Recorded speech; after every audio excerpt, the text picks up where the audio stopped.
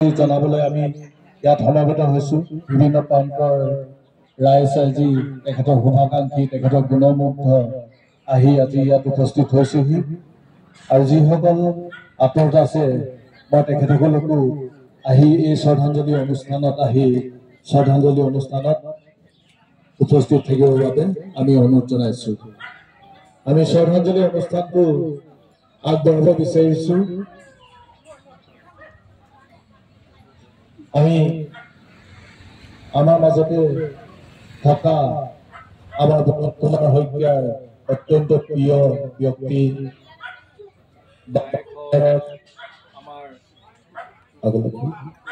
আমাৰ দীপ্তি গগৈ আমাৰ মাজত উপস্থিত আছে। আমি এই গোটেই অনুষ্ঠানটো আমি দীপ্তি গগৈ আগবঢ়াবৰ বাবে অনুৰোধ জনাইছোঁ। কিন্তু এইটো অনুষ্ঠান আগবঢ়াবৰ কাৰণে মোৰ যথেষ্ট কষ্ট হৈছে। কবিতাটোৰ নাম হাঁহি অলপ ধাৰলৈ দিয়া। বোলনে সঁচাই হাঁহিও আছিল, হহুৱাই আছিল। ইমান কষ্ট তেওঁৰ আভ্যন্তৰীণ শৰীৰত, কিন্তু তথাপিও কোনোদিন তেওঁ কাকো দেখুওৱা নাছিল। হয়তো সেয়ে লিখিছিল, হাঁহি অলপ ধাৰলৈ দিয়া, দুখৰ দিনতো যি থাকো। গোটেই কবিতাটো মই নকওঁ, এইটো প্ৰথম দুটা শাৰী, তাৰ শেষৰ দুটা শাৰীত লিখিছে, ধাৰ বুজিবলৈকে মই আকৌ আহিম, এদিন নদী হৈ অথবা এখন চিলা হৈ। বুলনক আমি আমাৰ মাজত সদায় জীয়াই ৰাখিম। আশা কৰোঁ আপোনালোকেও আমাক সেই ক্ষেত্ৰত সহযোগিতা কৰিব। আপোনালোকৰ পৰিয়াল পৰিজনে, আমাৰ বুলনৰ শুভাকাংক্ষী সকলোৱে সেই সহায় সহযোগিতা আমালৈ নিশ্চয় আগবঢ়াব। মই বন্তি প্ৰজ্বলনো আছিল, যি কোনোদিন কোনো কথাৰ কাৰণে আপোচ কৰা নাছিল, যাক আপোচবিহীন বুলি কোৱা হয়। বুলন এনে এজন মানুহ আছিল সাংবাদিকতাৰ ক্ষেত্ৰখনত, যি কোনোদিন কোনো কথাৰ বাবে আপোচ নকৰাৰ লগতে সাহসিকতাৰে সমালোচনা কৰিব পাৰিছিল নিৰপেক্ষভাৱে যিকোনো পক্ষকে। তেওঁৰ কোনোবা আপোন বুলি যে তেওঁ ভুলটো দেখুৱাই দিয়া নাছিল তেনে নহয়। তেওঁ সকলোকে খুব সুন্দৰভাৱে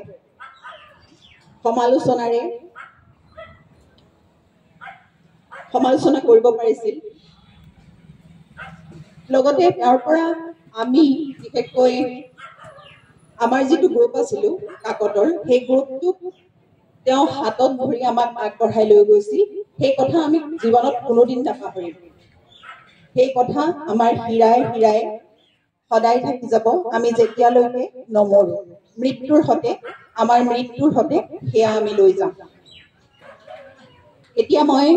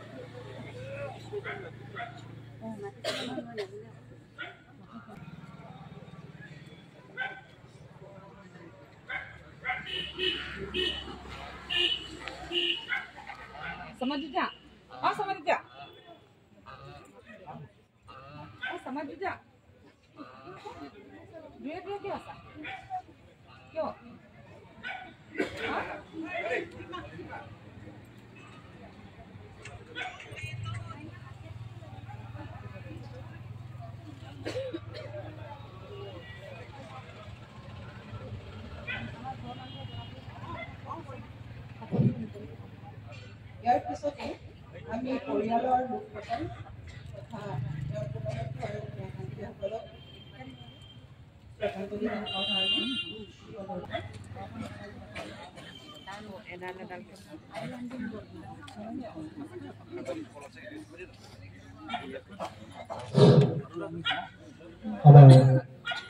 সাংবাদিক বন্ধুসকল আছে,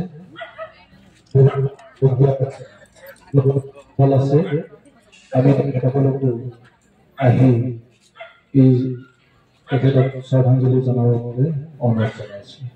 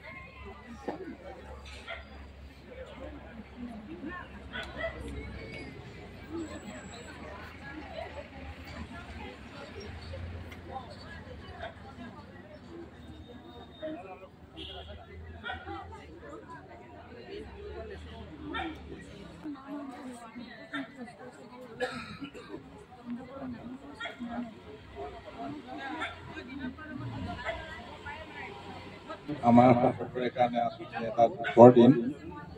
এই শ্ৰদ্ধাঞ্জলি আচলতে বুলন কুমাৰ শইকীয়াৰ শ্ৰদ্ধাঞ্জলিটো মানে এটা খাপ নোপোৱা কথা।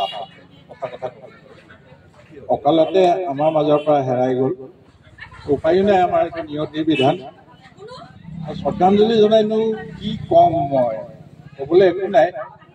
তাৰ লগত বাৰু বহুতেই ক্ল'জ হৈ আছিলোঁ, কিন্তু আজি এটা সকলোৱে নজনা কথা এটা কৈ যাম। মই বুলন শইকীয়া কেনেকে সাংবাদিকতাৰ জগতখনলৈ আহিল।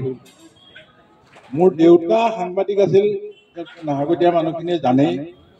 বোধকৰো 98-99 চন তেনেকুৱাই হ'ব, মোৰ যিমানখিনি মনত আছে। মোৰ দেউতাৰ গা বেয়া হৈছিল, বিপুল ভাগৱতী ককাইদেউৰ লগত বুলন গৈছিল আমাৰ ঘৰলৈ খবৰ ল'ব। দেউতা শুই আছিল, সি ক'লে কি কৰোঁ, মই বুলনক সেইদিনা প্ৰথম লগ পাইছোঁ। ছাৰ, মই সাংবাদিকতাৰ জগতখনলৈ আহিব বিচাৰিছোঁ। খুব সম্ভৱ সেই সময়তে নাহৰকটীয়াত এটা কথাৰ কাৰণে এটা চৰ্চা চলি আছিল। এই নাহৰকটীয়া হায়াৰ ছেকেণ্ডেৰী স্কুলৰ ওচৰত থকা যিখন বজাৰখন এতিয়া বহুত মানুহে জানিব, বজাৰখন ভাঙি দিয়া হৈছিল। আৰু আজি কৈয়ে যাওঁ আৰু কথাখিনি। সেই সময় MLA আৰু হেৰিয়াৰ লগত অলপ হেৰি হৈছিল। মই উদাহৰণটো এইকাৰণেই দিছোঁ, সেই নিউজটো লৈ পেলাই বহুত কণ্ট্ৰভাৰ্চি হৈছিল। মানে মোৰ দেউতাই নিউট্ৰেল হৈ আছিল, দেউতাই বুলনক সেই উদাহৰণটো দিছিল যে তুমি এনেকে নিউট্ৰেল হৈ থাকি সাংবাদিকতা কৰিব যদি পাৰা, তেতিয়াহ'লে এই ক্ষেত্ৰখনলৈ আগবাঢ়ি আহা। কিন্তু এতিয়া মই সাহসেৰে ক'ম যে বুলনে সেই কথাখিনি ৰাখিলে। সি নিউট্ৰেল হৈয়ে থাকিল, সি কোনোদিন আপোচ নকৰিল। তাৰপিছত দেউতা ঢুকোৱাৰ পিছত তেতিয়া দৈনিক জনমভূমিত প্ৰফুল্ল বৰুৱা আছে। মোৰ ওপৰত এটা প্ৰেছাৰ পৰিল যে পিছৰ হেৰিখিনি জনমভূমি হৈ পেলাই মই আগবঢ়াই লৈ যাব লাগে। মই বৰ হেৰি নকৰিলোঁ, কাৰণ জন্মৰ পৰা সাংবাদিকতাৰ ক্ষেত্ৰখন দেখি আছিলোঁ। মোৰ বৰ ইণ্টাৰেষ্ট নাছিল মানে গোটেইখিনি দেখি মেলি।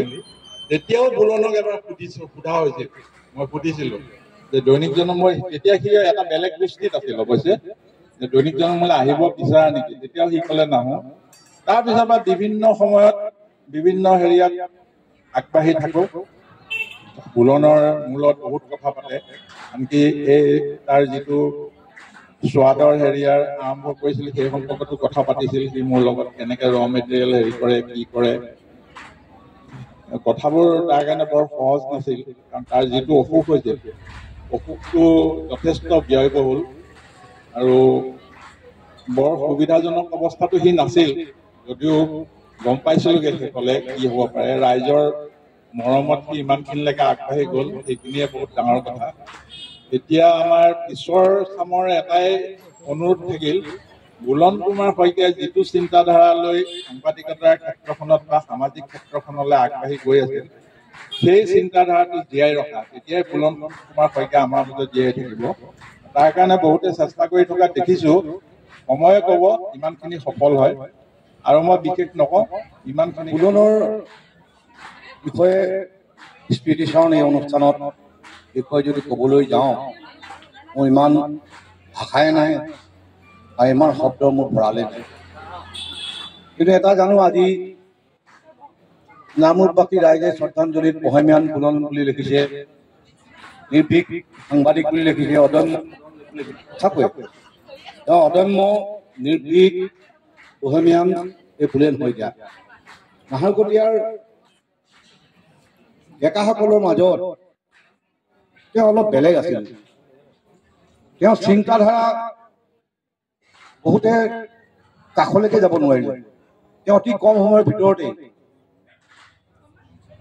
যিখিনি তেখেতৰ লিখনি দি থৈ গ'ল নাহৰকটীয়া সমাজলৈ, সাহিত্যলৈ বা লিখক সমাজলৈ বা পঢ়ুৱৈ সমাজলৈ, সঁচাকৈ সলাবলগীয়া। তেওঁৰ কিতাপসমূহ মই গোটেইখিনিয়ে পঢ়িছোঁ। তেওঁৰ শব্দৰ যি গাঁথনি অতি সূক্ষ্ম আৰু অতি শক্তিশালী শব্দৰ গাঁথনি। বুলন আছিল সঁচাকৈ প্ৰকৃত সমাজ সচেতন ব্যক্তি।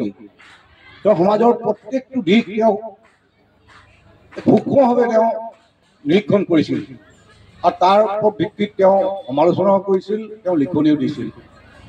বহুতে বেয়াও পাইছিল তাৰ কাৰণে, কিন্তু বেয়া পোৱা ভাল পোৱালৈ কথা নাই। তেওঁৰ কিন্তু নিৰ্ভীকভাৱে লিখক ঢেৰ আছে, বহুত লগ পালোঁ মই, নাহৰকটীয়াতো বহুত আছে লিখক, বহুত সাংবাদিকো আছে, কিন্তু বুলনৰ দৰে নিৰ্ভীক শব্দৰে প্ৰতিষ্ঠান বিৰোধী তেওঁৰ যি বক্তব্য, সি নিৰ্ভীকভাৱে তেওঁ প্ৰকট কৰিছিল, প্ৰকাশ কৰিছিল, সঁচাকৈ আদৰণীয়। সমাজখন অকল ভোট উঠি যোৱা ব্যক্তিৰে সমাজ এখন কেতিয়াও শক্তিশালীভাৱে নিৰ্মাণ হ'ব নোৱাৰে। ভোৰ বিপৰীতে সাঁতোৰা মানুহ যেতিয়া সৰহ হ'ব তেতিয়াই সমাজখন সুস্থ হ'ব আৰু সমাজ প্ৰকৃত দিশলৈ আগবাঢ়ি যাব। আৰু বুলনৰ যিটো অৱদান, তেওঁ শীত অৱস্থাৰ বিপৰীতে সাঁতুৰি যোৱাৰ যি তেওঁৰ স্বভাৱ, তাৰ কাৰণে সদায় মোৰ অন্তৰত তেওঁ শ্ৰদ্ধা পাত্ৰ হৈ থাকিব আৰু তেওঁক মই আজি শ্ৰদ্ধা জনাইছোঁ। আজি ৰাইজৰ সন্মুখলৈ তেখেতে য'তেই আছে ৰাইজৰ সন্মুখতে মই তেখেতৰ আত্মাৰ সদ্গতি কামনা কৰিলোঁ, তেখেতৰ আত্মাক মই শ্ৰদ্ধাঞ্জলি জ্ঞাপন কৰিলোঁ আৰু পুনৰবাৰ তেখেতক মই শলাগ লৈ তেখেতৰ অতি কম সময়ৰ ভিতৰতে অতি চমু জীৱনত তেওঁ দি যোৱা অৱদানখিনিৰ কাৰণে সমাজৰ সকলোৰে হৈ মই ধন্যবাদ জ্ঞাপন কৰি মোৰ দুআষাৰ ইমানতে সামৰণি মাৰিছোঁ। নমস্কাৰ। মই মৰমৰ বুলনৰ আত্মাৰ সদ্গতিৰ অৰ্থে ভগৱানৰ ওচৰত প্ৰাৰ্থনা কৰিছোঁ। বুলনৰ বিষয়ে ইতিমধ্যে মই আগত আহি শুনিলোহি, পঢ়িছোঁ। মোৰ মৰমৰ ছাত্ৰ জগদীশ ছাত্ৰৰ এইটো অলপ আছে, যিখিনি কথা কৈ গ'ল একেবাৰে সত্য কথা। আৰু বাস্তৱতেই বুলন এক অধ্যয়নশীল ছাত্ৰ আছিলে। সৰু কালচোৱাৰে পৰা তেওঁ অধ্যয়নৰত আৰু পিছলৈ 2016 চনৰ পৰা প্ৰায় ব্যক্তিগতভাৱে মোৰ লগত প্ৰায়ে আমি লগ পাওঁ বিভিন্ন অনুষ্ঠান প্ৰতিষ্ঠানত। আৰু এটা কথা মোৰ মনত পৰে, বিশেষকৈ এই পাৰ্থ বিজয় দত্ত আমাৰ নামৰূপত DSP আছিলে। তেওঁ যদিও আৰক্ষী বিষয়া, তথাপি তেওঁ এজন সু সাহিত্যিক আৰু তেওঁৰ লগত বুলনৰ যথেষ্ট সৌহাৰ্দ্যপূৰ্ণ এটা ভাৱ আছিলে যদিও দুইটা দিশৰ মানুহ বেলেগ বেলেগ আছিলে তথাপিও তেওঁলোকৰ সাহিত্য বা সমাজ গঠনত বা বিভিন্ন ধৰণৰ যিবিলাক আমাৰ সামাজিক কাম কাজ আছে সাহিত্য সম্পৰ্কীয় আলোচনা এইবিলাকত আমি পাইছিলোঁ আৰু যেতিয়া আমাৰ থানা কমিটি আছিলে থানা কমিটিতো তেওঁ বুৰণ মানে সদস্য আছিলে আৰু তেতিয়াও আমি বিভিন্ন ধৰণৰ সমস্যা যেতিয়া আমি সেইখিনি সময়ত সমস্যা যথেষ্ট আছিলে এই সমস্যাখিনি সমাধান কৰিবলৈ যাওঁতে বুৰণৰ যিখিনি পৰামৰ্শ কম বয়সীয়া হ'লেও যিখিনি অভিজ্ঞতাপূৰ্ণ যিখিনি তেওঁৰ পৰামৰ্শ আৰু আদৰ্শ সেইখিনি আমাক আপ্লুত কৰিছিল মই সেইখিনি সময়ত নাহৰকটীয়া থানাৰ কমিটিৰ প্ৰেচিডেণ্ট আছিলোঁ আৰু হাততে তেওঁৰ লগত কথা হৈছিলে যে এইটো আমি কি কৰিম কেনেকুৱা ধৰণে কৰিম এইবিলাক আমাৰ লগত আৰু ভালেমানখিনি আছিলে ব্যক্তি মই তেওঁক সকলোৰে নামখিনি উত্থান কৰিব বিচৰা নাই যি কি নহওক বুলন এজন সাহসী সাংবাদিক আছিলে এই কথাটো সকলোৱে মানি ল'ব আৰু তাৰ উপৰিও তেওঁৰ বৈদ্যুতিক যিখন তেওঁৰ মানে টিভিৰ লগত জড়িত চেনেলৰ লগত জড়িত আৰু তেওঁ যথেষ্ট বহুত দূৰলৈকে চিন্তা কৰিছিল এতিয়া এনেধৰণৰ সাহিত্যিক এতিয়া মই এনে কথা এটা মোৰ মনত পৰে জন কিটছ ইংৰাজী সাহিত্যৰ এজন কবি তেওঁ খুব কম বয়সতে ঢুকাল 1795 চনত জন্মগ্ৰহণ কৰিছিলে আৰু 1802 চন কিমানত মুঠতে 25 বছৰহে তেওঁ থাকিল কিন্তু তেওঁ যিখিনি দি থৈ গ'ল ইংৰাজী সাহিত্যত সেইখিনি আমি এতিয়া আৰু উদাহৰণ দিব পাৰোঁ সকলোৰে আগত তেওঁ যিখিনি বিশেষকৈ তেওঁৰ টিউবাৰকুলোচিছ হৈছিল তেওঁৰ 17-18 বছৰ বয়সতে টিউবাৰকুলোচিছ হ'ল কিন্তু টিউবাৰকুলোচিছ হ'ল যদিও তেওঁৰ সাহিত্যৰ বা বিশেষকৈ কবিতাৰ ক্ষেত্ৰত তেওঁ যিখিনি অৰিহণা দি থৈ গ'ল তেওঁ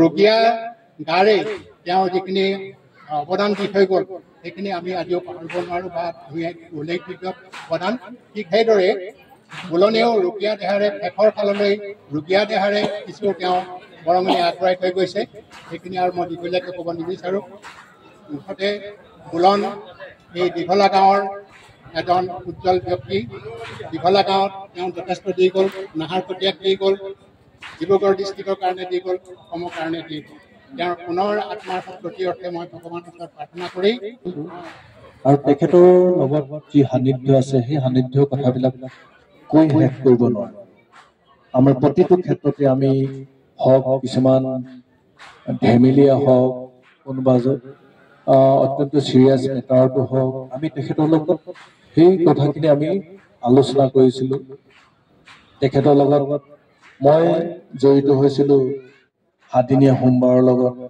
আৰু তেখেতে যিটো নৰ্থ ইষ্ট টেলিভিশ্যন কৰিছিল তেখেতক মই সহযোগ কৰিবৰ কাৰণে মই তেখেতৰ লগত কেমেৰা পাৰ্চনো হৈছোঁ আৰু তেনেকুৱা ভিডিঅ' মই সেই কালি পৰহি দেখিছোঁ সঁচাই ভাল লাগিল তেনেকুৱা সেই দিনবিলাকৰ কথা মনত পৰিলে আৰু তাৰ যিটো লেখনিৰ গত মই দেখিছোঁ এটা কবিতা যিকোনো এটা টপিকৰ ওপৰত তেখেতে তৎক্ষণাত লিখি দিব পাৰিছে যিকোনো বিষয়ত তেখেতে এটি কবিতা তৎক্ষণাত লিখি দিব পাৰিছিল মই সেই গুণটো তেখেতৰ গাত দেখিছিলোঁ আমি যথেষ্ট ক্ষেত্ৰখনত আমি তেখেতৰ লগত পাইছোঁ আমি নাহৰকটীয়া ক্ৰীড়া সন্থাটো পাইছোঁ নাহৰকটীয়া আঞ্চলিক ৰঙালী বিহু সন্মিলনটো পাইছোঁ তেখেতে সভাপতিৰ দায়িত্ব গ্ৰহণ কৰিছে তেখেতৰ চিন্তাধাৰাৰে নাহৰকটীয়াত প্ৰেছ গিল গঠন হৈছে তো তেনে এজন ব্যক্তিক আমি সদায় তেখেতৰ সেই সৃষ্টিৰাজিক তেখেতৰ যি প্ৰতিভাখিনিক আমি সদায়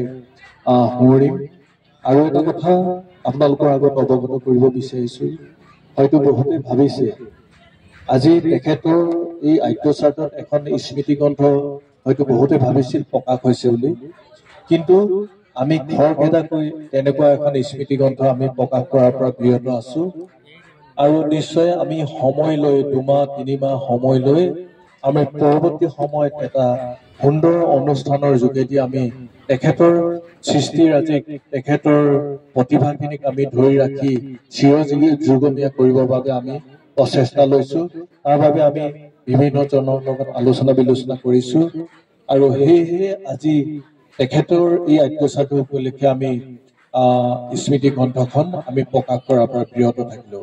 কাৰণ খুব খৰকেইটা হয়, যিটো বিষয়বস্তু লৈ আমি যিটো উদ্দেশ্য লৈ এখন স্মৃতি গ্ৰন্থ প্ৰকাশ কৰো, সেইখিনি ক'ৰবাত খুঁত ৰৈ যায়। আমি সেই খুঁতবিলাক আমি ৰাখিব বিচৰা নাই।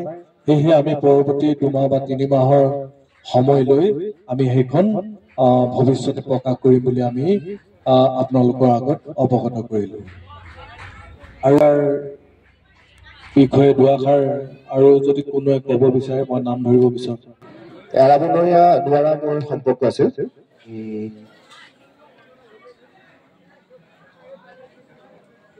তেওঁ যিখন গ্ৰন্থ কৰিছিল শেহতীয়াকৈ আৰাকানী তেল, আৰাকানী তেলৰ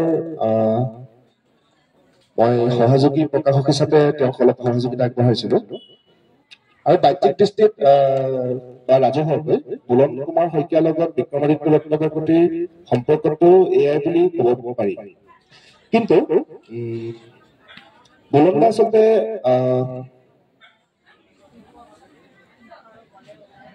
বুলন দা আমাৰ কাৰণে এটা আদৰ্শৰ প্ৰতীক আছিল। এই কথাখিনি মই আৰু বাৰে বাৰে কৈ নাথাকো, ইতিমধ্যে মই কৈছো, সামাজিক মাধ্যমত কৈছো, নিজেও এই কথাখিনি প্ৰকাশ কৰিছো। আজিৰ দিনটোত আৰু মই প্ৰকাশ কৰিবলগীয়া নাই। দুটা কথা মই ইয়াত কম। বুলন দাৰ আহিবলগীয়া 2খন কিতাপ আছিল। এই কিতাপ 2খন প্ৰায় তেওঁ শেষ কৰিছিল। এতিয়া এই কিতাপ 2খন CNC আৰু এখন আছিল আপোনাৰ চেকজিন চাইবাৰ, এই 2খনৰ কাম তেওঁ প্ৰায় শেষ কৰি থৈছিল আৰু এই বিষয়ে মোক অৱগতও কৰিছিল।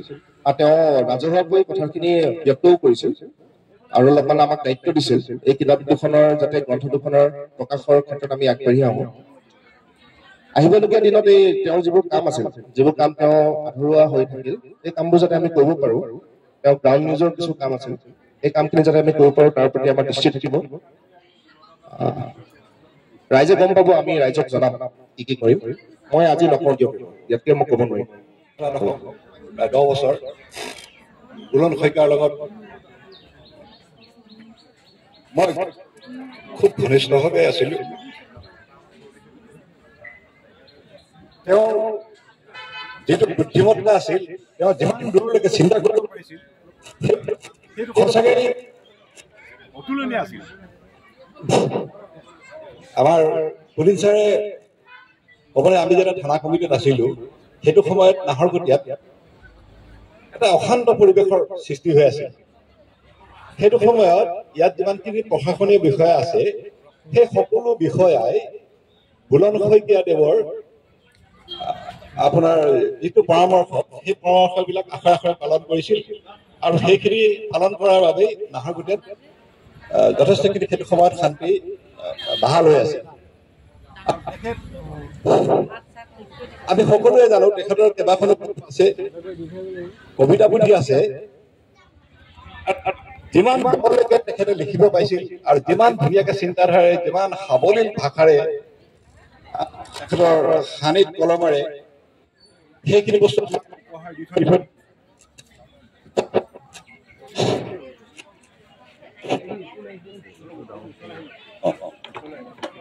মানে লিখনিবিলাক বুজি পাইছে। মই আৰাকানী তালখনৰ সঁচা কথা কৈছো, আৰাকানী তালখনৰ বহুতখিনি বস্তু যিখন আপোনাৰ অসমৰ মানে তেতিয়া ভূবুৰঞ্জীৰ যিখন লিখিছিল, মই বহুত দিনলৈকে বুজাই নাছিলো। তেতিয়া আহি বুলনক সুধিছিলো এইখিনি বস্তু ইনফৰমেশ্যন কি, কেনেকে পালা, এইখিনি কথাৰ শব্দৰ অৰ্থ কি।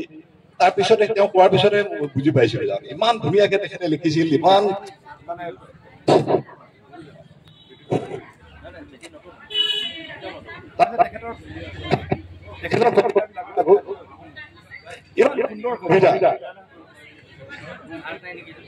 আমি তেওঁৰ লিখনি, তেখেতৰ কবিতা এইখিনি আমি জীয়াই ৰাখিব লাগিব।